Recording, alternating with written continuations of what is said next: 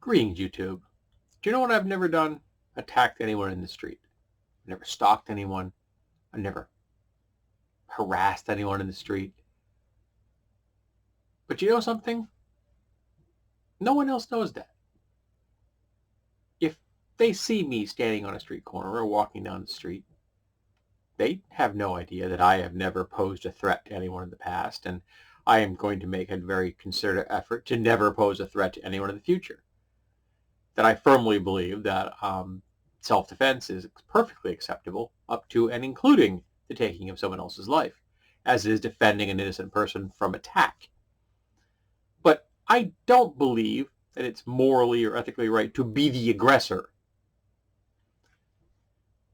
But no one else knows that.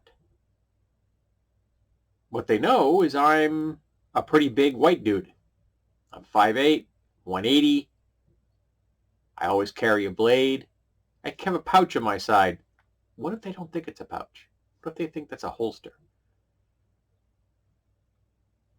I often wear heavy boots, work style pants. So I can present an image of someone who could potentially be dangerous. Of course, these at the moment make me probably look a lot less dangerous, but it is what it is. But no one knows that I am not a threat. And in particular, no woman knows I'm not a threat. So when a woman sees me on the street, she has to make a threat assessment. Now, if you're a wise individual, you're making threat assessments all the time. You're checking the exits when you enter a room. I take it further than that because of my anxiety and my PTSD. I'll actually look around the room to see what I could possibly use as a defensive device or an offensive device. But that's not healthy. But just assessing whether someone looks like a threat is pretty smart. I used to recommend looking at reading the book The Gift of Fear. Excellent book. It has really opened up my eyes about how to trust your instincts. And if someone has an instinct that the big bald dude with the beard is a threat, and they act accordingly, I can't blame them because they don't know. And it's that era of uncertainty that they have to operate within. Same thing if a black person saw me. They could potentially think he's bald. Is he bald because he's, started going bald at 15 like I did? Or is he bald because he shaves his head? Is he a skinhead? Of course, the masks I wear most of the time in public say, like, fuck racism and Black Lives Matter. So maybe that may not be something they believe, but I'm not positive. But women don't know. So I can't judge someone that looks at me and determines I'm a threat. Because yes, 99.9% of the guys out there are not threats. But some of them are. And you never know which ones. And every single time a woman is in public, she is sadly playing Russian roulette.